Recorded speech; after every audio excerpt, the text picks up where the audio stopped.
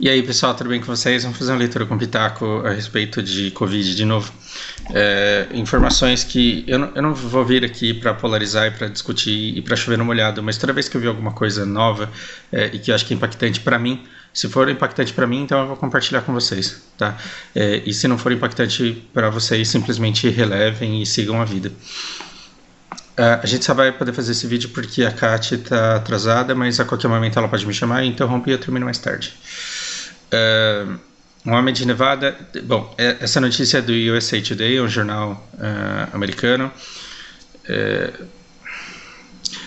Lembre-se que assim, um jornal que tem uma reputação, que tem uma equipe que pode ser processado, que mencionam universidades que podem processá-los, que mencionam pesquisadores que podem processá-los, eles são sempre um pouco mais confiáveis do que as correntes de WhatsApp e do que aquele site que você sabe que só sobrevive para defender o seu político. Tem site que só sobrevive para defender político, então ele recebe financiamento para sobreviver dessa forma. E aí quando você tenta processar o cara, você não encontra, porque ele é um fantasma, ele é uma página muito pequena, não tem nome de ninguém, não tem pesquisador de ninguém, não tem referência, e mesmo se tiver referência, você vai na referência, vai consultar e é falso. A gente precisa saber lidar, né, com informação. É triste ver o quanto as agências de notícias profissionais elas são tão descreditadas. Isso é consequência de 4 décadas de Hollywood e de Netflix, sempre colocando um protagonista que é o único cara que tem aquela sacada genial, que percebe que o mundo inteiro está sendo enganado. Efeito colateral disso, talvez a desinformação que a gente vive hoje seja resultado de um projeto. Um homem de Nevada teve reinfecção de Covid. Não se atenham aí à tradução de palavrinha, vou manter a essência. Pela primeira vez nos Estados Unidos, é um sinal amarelo a respeito do risco do coronavírus. Um cara que já esteve saudável, de 25 anos, é o primeiro caso confirmado de ter pego Covid 2 vezes. Com a segunda infecção pior do que a primeira.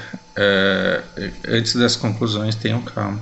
Ele se recuperou, mas ele levanta questões a respeito de por quanto tempo as pessoas vão estar protegidas por anticorpos depois de infectadas com o coronavírus que causa essa doença e quão potencialmente protetora uma vacina ela pode ser. É uma luz amarela, diz o especialista, que não estava envolvido nessa pesquisa. Infecções respiratórias como o Covid não dão imunidade permanente,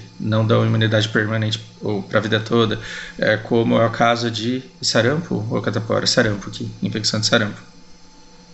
Ninguém pegou sarampo 2 vezes na vida.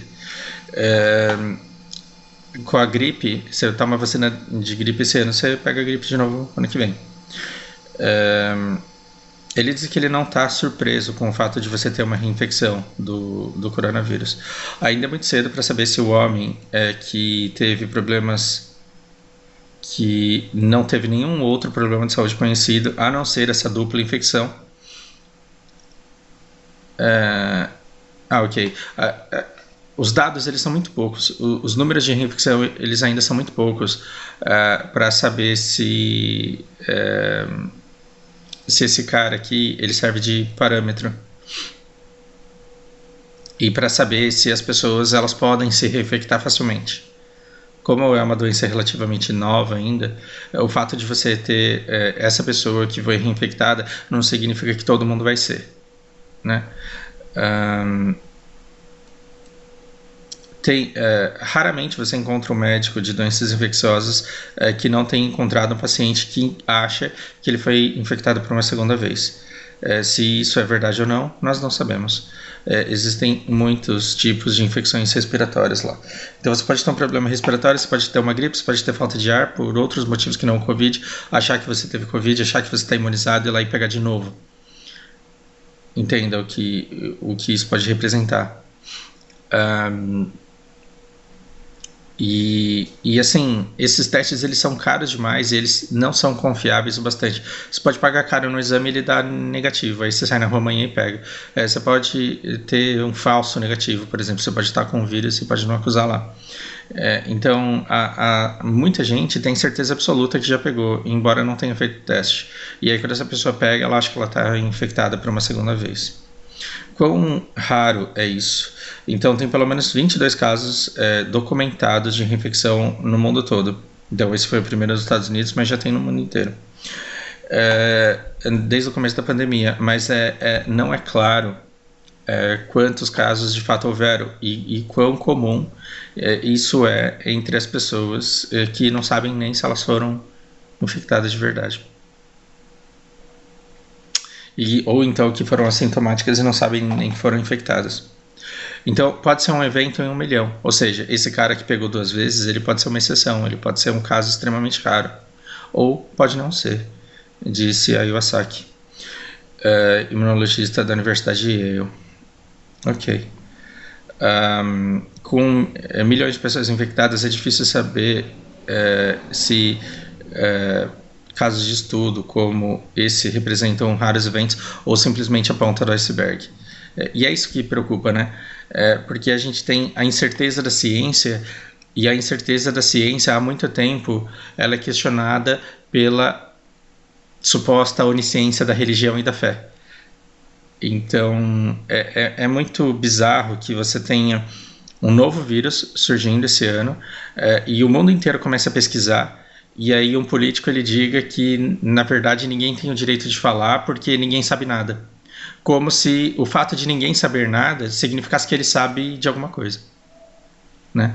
Então é a mesma coisa de eu falar: vocês são um bando de burro, de imbecil, porque vocês não conseguem dar a vida eterna para um ser humano. Então eu ficar chamando o cara de burro, de imbecil, porque eles não conseguem alguma coisa, não significa que eu posso. É por isso que ser engenheiro de obra pronta e encontrar defeito é muito fácil. Ficar colocando defeito na OMS, ficar colocando defeito em todos os médicos e pesquisadores do mundo inteiro é muito fácil. Mas aí qual que é a alternativa? A alternativa é foda-se, tipo, continua vivendo sua vida aí. Quando na verdade você poderia dar pelo menos educação para as pessoas poderem se portar da maneira mais segura possível. Como que a gente, como sociedade, vai lidar com uma matéria dessa? Se a gente não acredita como sociedade nem na infecção, se até a infecção está sendo questionada, como é que a gente vai levar o diálogo e o debate importantíssimo a respeito da reinfecção para a nossa sociedade e para a gente decidir o que é que a gente vai fazer? Porque ficar em casa pro resto da vida não dá. Agora, ficar com as escolas fechadas para ficar com a praia lotada também não dá. Então, debates eles são necessários. Só que aí, quando a gente tenta fazer o debate, vem alguém e dá uma no joelho falando que não tem debate porque o negócio nem existe. Até quando esse discurso e essa mentira e essa estratégia de administração porca vai ser tolerada? Essa é a questão. É impossível que a vasta maioria das pessoas estão completamente... não. É possível que a imensa maioria das pessoas estejam completamente protegidas de uma reinfecção.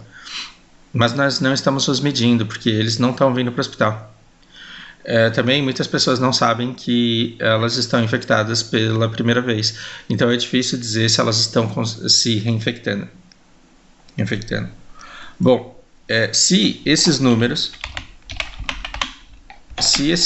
aqui eles estiverem próximos à realidade, eles me tranquilizam um pouquinho, mas bem pouco mesmo.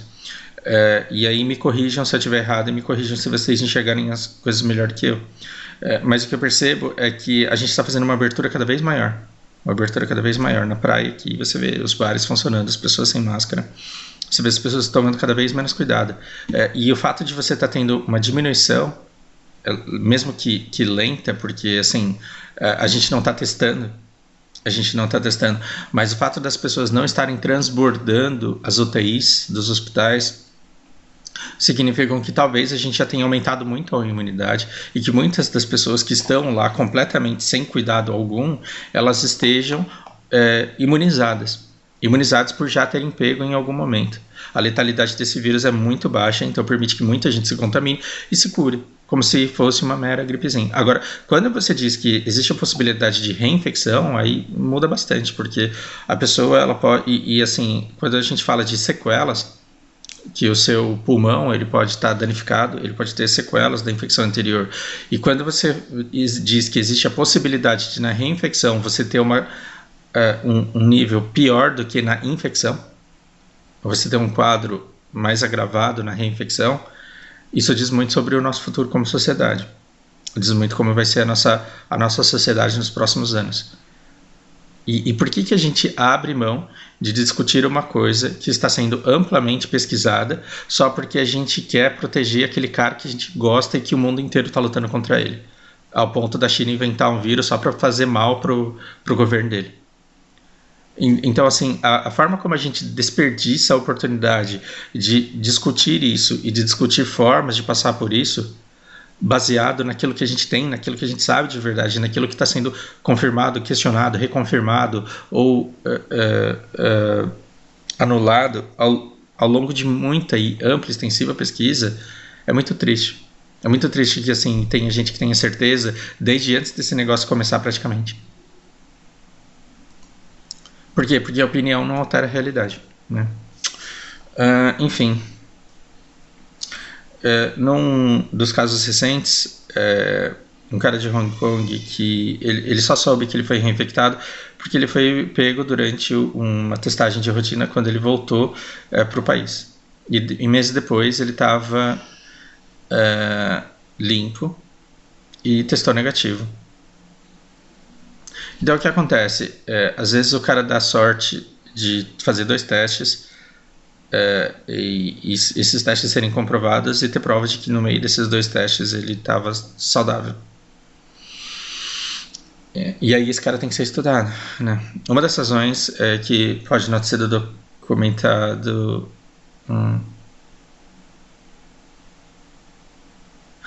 Uma das causas que podem justificar não haver mais casos documentados de reinfecção é difícil provar, disse o patologista dessa universidade aqui.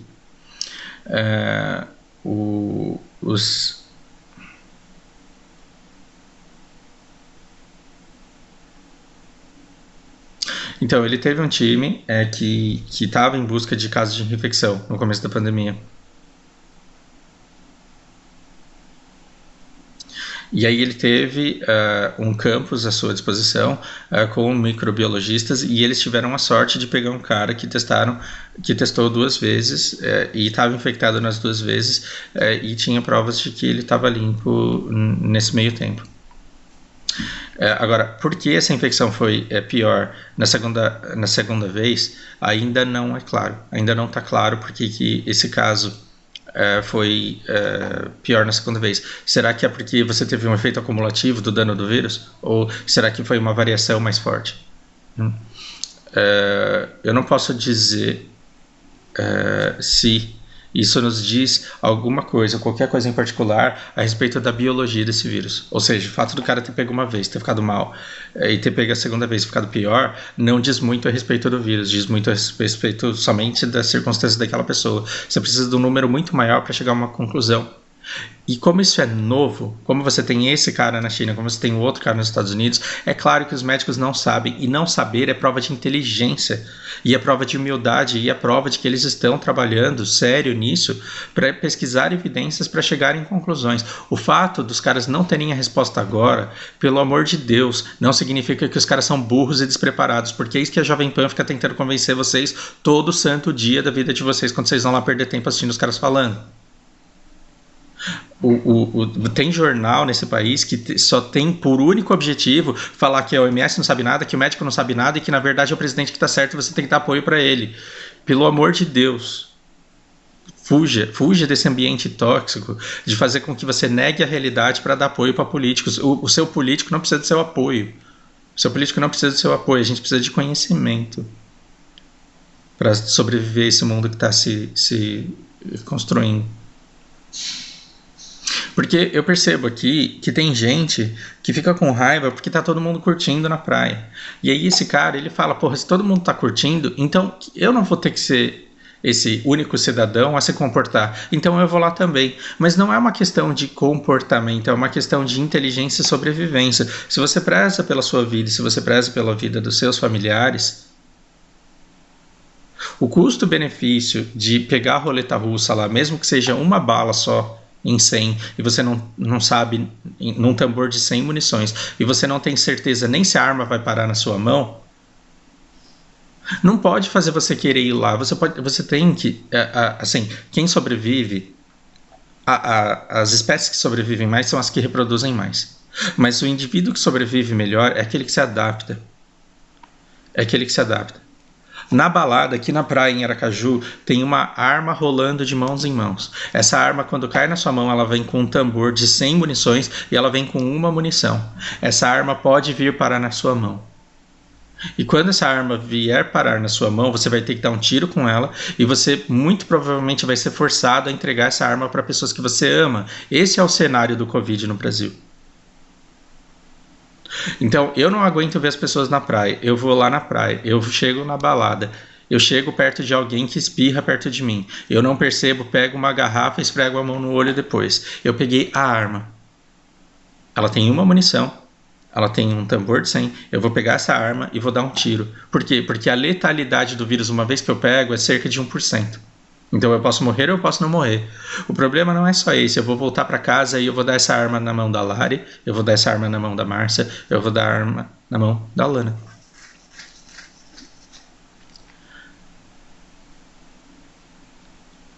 Quem sobrevive melhor é quem se adapta melhor. Então adapte o seu estilo de vida a...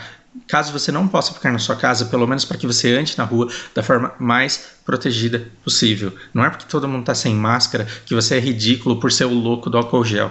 Seja o louco do álcool gel. Vamos lá. Um cara pego... não. O cara pegou uma versão levemente diferente do vírus pela segunda vez, de acordo com a análise de genética da infecção do cara. É possível que essa segunda versão ela era mais perigosa, embora não haja evidência disso. Ou que ela era só diferente o suficiente para o corpo dele não reconhecer esse vírus, disse o paper, que é um artigo científico. O que acontece? Quando você pega um vírus, o seu corpo ele vai desenvolver armas, anticorpos para combater aquele vírus. Quando entrou uma outra variação desse Covid, você já tinha anticorpos para combater aquele primeiro. Se a variação era grande o suficiente para o seu corpo não identificar esse vírus 2 como sendo pertencente à mesma classe desse vírus 1, os anticorpos eles não foram ativados para ativar esse vírus 2. O que ele acontece? Ele sai loja no pulmão, começa a se reproduzir infinitamente. Aí demora 2 semanas para o seu corpo começar a produzir anticorpos em quantidade suficiente para começar a atacar esses vírus. E nesse meio tempo você pode ficar sem oxigênio e vir a falecer. Ou você pode ter problemas vasculares aí, vir a ter uma parada cardíaca, derrame, para saber. O que isso implica a vacinação? O Iwasaki ele diz que esse estudo levanta questões a respeito de quão longo, por quanto tempo a imunidade dura depois da infecção natural. A proteção com a vacina muito provavelmente vai ser bem diferente. As vacinas elas são criadas para induzir, elas são feitas para induzir níveis muito maiores de anticorpos e que duram muito mais tempo no corpo. Só o fato da infecção natural não te dar proteção suficiente não significa que a vacina não vai dar. É um caso separado. Ou seja, o fato das pessoas não conseguirem desenvolver imunidade sozinha não significa que a vacina não vai ser boa, né? Isso dá um fio de esperança, né? E também experts de vacina dizem que a proteção da vacina ela tende a durar pelo menos 1 ou 2 anos. Então talvez a gente tenha que ficar tomando isso daí por tempo indeterminado até que o vírus realmente desapareça da face da Terra, o que, de acordo com os efeitos colaterais das campanhas eleitorais de hoje em dia, eu duvido que isso vai acontecer. É muito mais provável que a gente tenha que tomar para o resto da vida, porque muitas pessoas simplesmente não tomam porque elas acham que o vírus é uma questão eleitoral. A proteção que é propiciada pela infecção ou pela vacinação não é 100% perfeita até o dia em que ela desaparecer completamente. A proteção ela se dissipa gradualmente.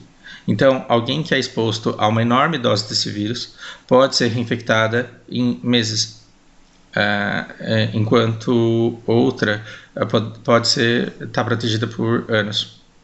É possível que o cara de Nevada ele tenha um problema não diagnosticado com seu sistema imunológico. Também pode ser tomara, né? Tomara.